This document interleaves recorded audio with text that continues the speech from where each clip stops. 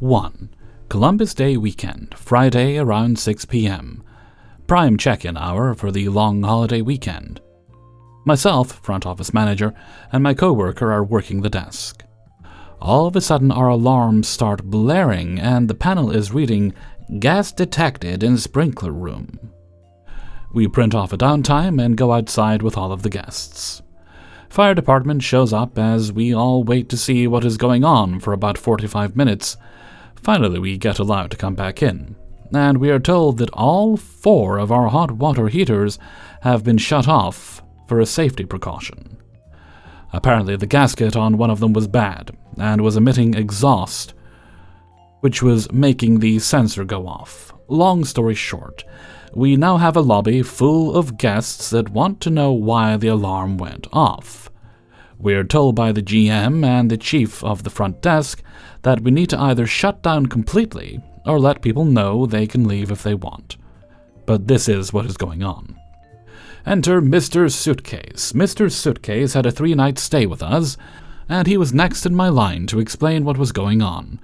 He hadn't checked in yet, so as I'm taking his name to find his reservation, I am letting him know that we are without hot water for the foreseeable future, as it is a holiday weekend, and we are hoping the people who service the heaters for us will make an emergency call happen. This man, while holding his small black suitcase with wheels, starts slamming his wheels on the ground in rapid-fire motion. I cannot stress enough how many times he did this, and in a span of 5 minutes. He said that I need to go fix them immediately, and how can I work at a hotel and not be able to properly fix things when they break on property? He then took his paper reservation, crumpled it up, and threw it at me over the desk. No. I'm a pretty chill person, but I also match energies. If I am pushed just enough, I will act petty right back with no shame. Or very passive-aggressive, either one. I pick up the crumpled paper he had thrown at me, while he is snarling at me with his beady eyes, and I say, "I'm sorry, sir. I think you dropped this," and put it on the desk in front of him. I then again calmly explain he is more than welcome to stay, or I can cancel his reservation with no charge at all. Also rattled off a few hotels that had vacancy in the immediate area very quickly. He then took his suitcase and with one push, slid through it across the lobby, then telling me that I made him do that. "Don't you see what you're doing to me? You are ruining everything for me. You will be losing your job because I will be contacting the Diamond Desk immediately. I know you did something to the hot water heaters because you saw me on your arrival list for today. Rot in hell!" He then picked up his suitcase and stormed out. All this happened, mind you, while the lobby was full. Full.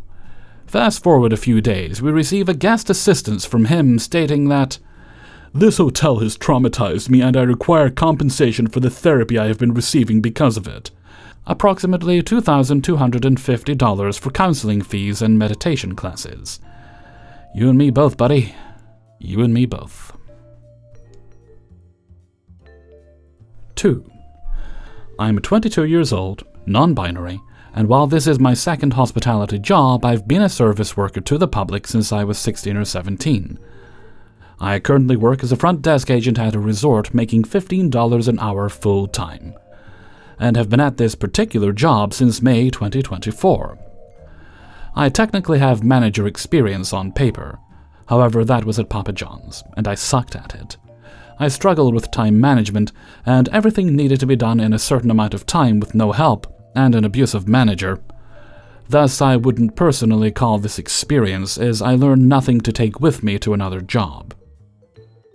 That's where I'm at here. I recently accepted a position of on-the-job trainer. I already help out my fellow coworkers where I can, so why not get the title, right?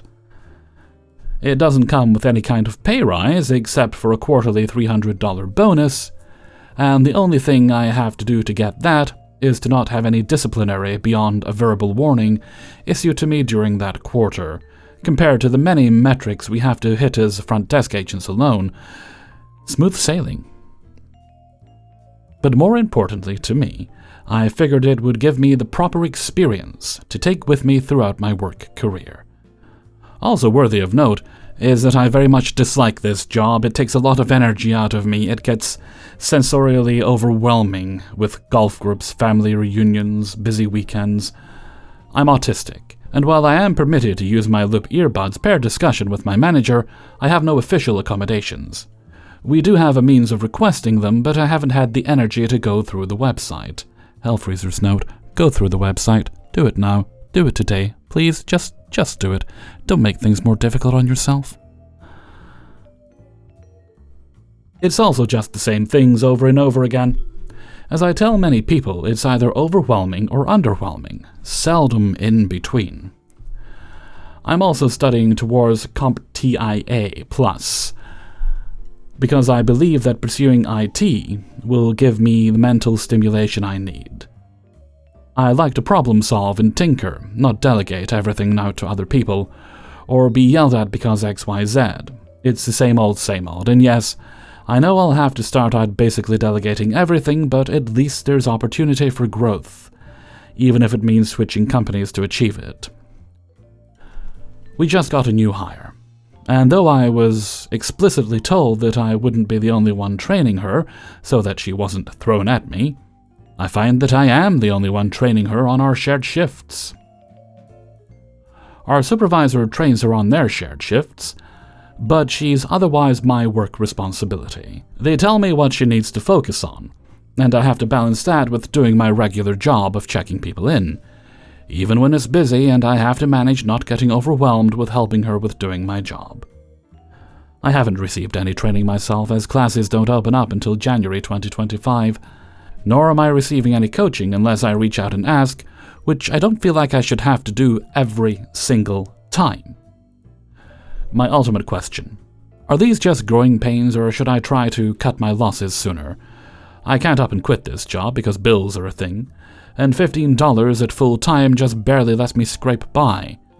At the same time, however, I feel my threshold for overwhelm and frustration decreasing by the day, and it's affecting my personal relationships, not to mention having to be extra mindful of how I talk to the new person. My goal is to switch to IT by the end of next year, but there's still a bunch of time and money that has to go into certification, and then there's actually finding a job. Hellfreezer's note: I'd say stick it out if you're hoping to get into IT by the end of next year. It sounds like a long time, but it also sounds like a really short time. Definitely get on that website and get those accommodations made. It's only going to benefit you in the long run. And make sure that when you do switch over to IT that you're actually fixing problems and they don't stick you on calls or something, because people can be very, very crummy to IT people over the telephone, and that will hurt you a lot. 3. About 10 years ago, I was working as a front desk agent at a smallish hotel, around 184 rooms. I must have been 21 or 22 years old at the time. It was my first job at a chain hotel, after working at independently owned hotels previously. There was a chef there that made a lot of the girls uncomfortable, including me. He was at the front desk talking to the girls all the time, which was super weird since his job was in the kitchen. I'm not sure how old he was, but I would put him in his 40s. All of the girls he was talking to were close to my age. We suspected he did drugs, but it was just a hunch at the time. One day I went off property to grab dinner and eat in my car. The hotel had a break room, but they did not provide meals for us, so I usually waited until I got home to eat. Or I went across the street to get something. The way the hotel was set up, I would park in the back of the building, go in through the employee entrance, punch in, and I had to go down some stairs and then through the kitchen to get to the hall that took me back to the front desk.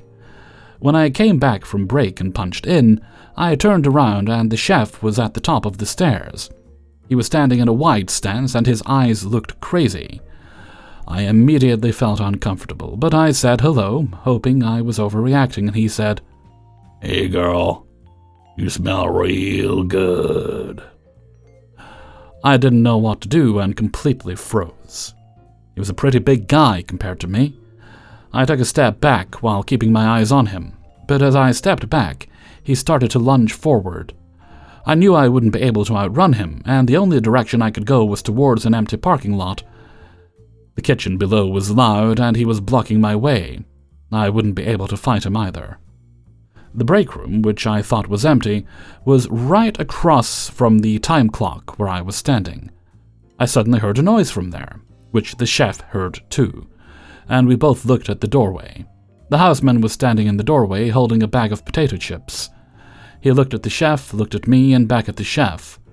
He took a couple of large steps forward and stood between me and the chef. Now, the chef was a big guy compared to me, but the houseman was a big guy in general. He worked as the houseman part-time, but his real job was underwater welding. He had a wife and several daughters. I don't remember exactly, but he had at least 4 daughters. He stared down the chef, and for a couple of minutes no one said anything. The chef eventually walked away. The houseman walked me back to the desk and didn't say anything until we were back there. When I was back behind the desk, the houseman said, "The F was that? Were you scared?" "Because I was scared." I told him I was terrified, and I don't know what would have happened if he wasn't there. He told me never go near the kitchen without him again, and he would always walk with me. Within a week of this incident, our female houseperson needed a ride home after her late-night shift. I drove her home sometimes when we worked together. She was nice, and it was only about a mile out of my way, which is nothing. She would ride her bicycle a lot, but if the weather was bad, she appreciated a ride. Unfortunately, one night, it was raining, and I had the day off. She stood by the exit, hoping another employee would notice and offer her a ride. Unfortunately, the chef was the one that offered. She didn't want to get in a car with him, but she did anyway. He drove her home, but once outside her house, he tried to trap her in the car. After a bit of a struggle, she forced her way out, ran inside, and locked the door. She was terrified. She didn't know about my incident yet, and we ended up discussing both incidents a few days later. HR was useless, so we didn't report either incident, although we probably should have. Not good that the chef knew where she lived either. Within a couple of weeks, the chef overdosed in his car in the parking lot. Yay! He probably would have died, but he survived. Boo. Because another kitchen employee saw him and called 911. Due to the prevalence of drug use in the kitchen, the guy that was taking out the trash saw him and knew exactly what was happening, as he had been clean of drugs for a while but used in the past. Paramedics came and took him to the hospital. Myself and the female houseperson both ended up finding other jobs and quitting without reporting anything. The chef kept his job at least for a while after that. We don't know if he ever got fired, but if he did, it wasn't related to overdosing on property. We also had a houseman that got arrested in the middle of his shift and came back to work when he got out of jail a few days later. Standards were pretty low. When I got my taxes done this year, I went to H&R Block, and the guy at the front desk had a very familiar voice that I couldn't place. He said my name sounded familiar. We realized we worked at the hotel together. He was the houseman that protected me from the chef. I told him I was still so grateful for that, and I asked how his wife and daughters were, and he said they were all doing great. It was amazing to see him. I firmly believe he saved me from being assaulted. It was a very small world moment to see him all these years later. 4. Baby night audit here. Allow me to set the scene. Early this morning, I am talking 4 a.m., and I am the only staff in the hotel early. I received a call at the front desk about a clogged toilet. The guest was doing her very best to convince me she had no idea how it clogged, and it was not her fault. I didn't ask, but made it obvious she knew exactly why it was clogged. No problem, toilets clog, it happens. You can pick up a plunger at the front desk. I will have it ready and waiting for you, as I am prepping for breakfast, and we have no other staff in at the moment. You're asking me to plunge my own toilet? If you feel uncomfortable doing that, I would be happy to send maintenance up as soon as they arrive later this morning. I have to use the bathroom. I totally understand. These are the 2 options that I have available for you. If you prefer to wait for maintenance, we have a bathroom in the lobby you're more than welcome to use. Are you kidding me? You're not going to offer me a new room? You need to give me a new room so I can use the bathroom. I'm not coming down there in my nightgown. Ma'am, I cannot give you a brand new room because of a clogged toilet. I would be happy to help and bring the plunger upstairs for you, so you don't have to leave the room. I actually cannot believe how unhelpful you are. I should not have to unclog my own toilet in a room I'm paying a lot of money for. Unfortunately, maintenance isn't in, ma'am, but they will be in the later morning. I'll be up in a few minutes with a plunger. I proceeded to grab a plunger from the closet and run it upstairs to her room. Upon knocking, this guest answered with the biggest eye roll I've ever seen. I tried to hand her the plunger with a smile and have a good morning, but she stepped back from me and said, "You're going to unclog it, or you're giving me a new room." Now here's where I'm annoyed at myself, because I absolutely hate letting long-term stays bulldoze me, or the neediness and attitude never ends. But I had to get breakfast together, and I just didn't want to deal with it anymore, so I unclogged the toilet for her. The toilet, by the way, was absolutely stuffed with facial tissue. As I'm unclogging it, she's standing over me, saying that if it doesn't work, she absolutely needs a new room and we really need better plumbing. This shouldn't have been an issue. I finally unclogged it after several tries and much nagging, saying it's really not a mystery why it was clogged.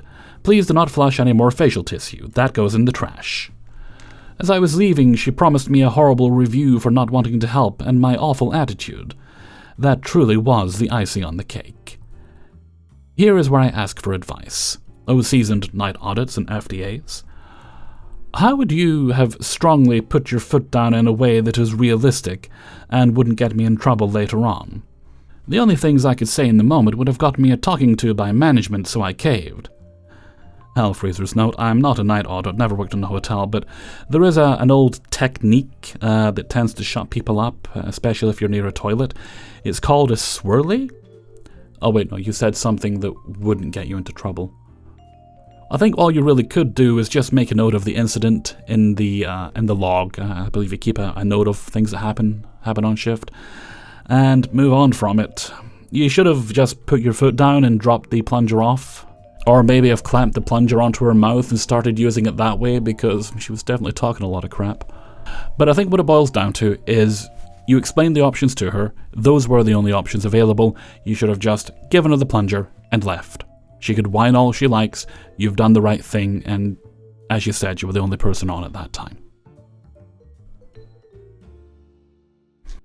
5. First scenario. I had a guest who was on the phone and wants to check in at the same time. He was tossing his ID and credit card at the desk without even saying a word to me. So I just grabbed the ID, checked the credit card, went ahead to search for his name, but couldn't find his name at all. At this point, I'm just waiting for the guest to stop talking over the phone so I can speak with him in regards to his reservation. Of course, the lineup starts to build up, and I couldn't get myself to interrupt the guest because I don't want to be rude. The guest notices that I was standing there waiting for him to finish the damn call, and I guess that urged him to drop the call. I asked the guest to provide me the confirmation number as I couldn't find his name in the system. He provided a confirmation that doesn't exist, and I asked if he could show me the email of confirmation. Guess what? This guest is not even booked in our hotel. The guest was booked to a different hotel across the street. What a waste of time. Second scenario. A guest came to check in, and while in the process a friend or relative shows up and they started chatting. This interrupts the check-in process. We are trained not to interrupt, so I waited for the guest to get back to me, but it seems like their conversation is going deeper and longer. I tried to at least get their attention, but they were really focused on their conversation. When they realized that they were the reason there was a lineup, they apologized and finished the check-in. Third extra scenario. Guest comes to check in and doesn't have their ID or credit card with them. When asked for it, "Oh, I left it in the car. Can't you just check me in without it?" Or, "Oh, I forgot my ID at home, but I have my credit card with my name on it." How do you want me to verify that the credit card is actually yours? These people also take so much time with the front desk to argue that just getting their ID, credit card that is needed upon check-in, and mandatory to begin with. What's the best thing to do with these guests? They're taking too much time and making people wait. Hellfreezer's note, I understand if you chop them up and add some vegetables and make a really nice stew. Oh wait, no, we're not allowed to do that. Okay. Really, I don't care what the rules say. Just interrupt them. Politely and gently as you can. The whole don't interrupt the guest thing is a silly, silly policy. And I'm quite sure some of your co-workers must violate it too. And it'll feel good to be naughty. Go on, break those rules. You know you want to. Hey everybody, Hellfreezer here, and thank you very much for listening to Coahw. That's Confessions of a Hotel Worker for those who are new. Episode 161. Before you go, please hit the like button and subscribe for more videos if you haven't done so already. Because if you don't subscribe, then you just won't see any videos. I think that's how it works. They always say, subscribe for more videos. I mean, we could just go to your channel and look, right? Watch more videos that way. No, it's a secret. Anyway, if you want to subscribe, please do. And also, please do support me on my Patreon page, which is linked in the description. Every dollar helps. $2 help more. I won't even tell you what I can do with $5. Okay, no other business today, so let's move along to Hellfreezer's question of the day. And today's question is, as Black Friday is coming up, I'm not sure when this video is going up, but I know it won't be a Friday, but as Black Friday is coming up, and of course the companies, Amazon and such, are milking it for all that it's worth, is there anything you're waiting till Black Friday to buy? There's a few things I'm looking for. I have a list. Like I say, I need a heater for the office. I was hoping to get the same one I have for the living room, but they're not in stock right now, so if I can find something comparable, I'll be happy with that. And heater for the office, a wink and a smile. Oh yes, I already have things I'm going to be getting anyway, which is a tripod and a teleprompter for some videos I'm working on I'll need, and a can of paint. Finally getting the green paint, and I'm going to get at least one wall painted green so I can use it as a makeshift green screen. The wall's quite smooth, so it just needs a good thorough painting. It's got very patchy blue paint on it right now. It's very, very cheap. And I'm sure there's other bits and bobs as well, so I'm waiting till Black Friday, hoping I can get them a little bit cheaper. Because while I'm fortunate enough that I think if I get paid that week, I should have a little bit of extra money to treat myself. Well, treat / some things are essential. But you know, I'm Scottish, we love a bargain. Let me know what you think in a comment below. And before we go, let's take a look at the answer of the day from a previous video. And this one comes from Coahw 159. And this was about things you never seem to have in your house until you need them. And then it's like, oh, it's so obvious that I should have had that. Why didn't I have it? I think my answer was rubber bands. And today's answer comes from Witchy Nicole. For me, it's push pins. I keep meaning to keep them in the house, but when I need one, I remember I was going to buy them. I'm trying to think, I think I may have some push pins somewhere. I'm alright for that, paper clips, that sort of thing.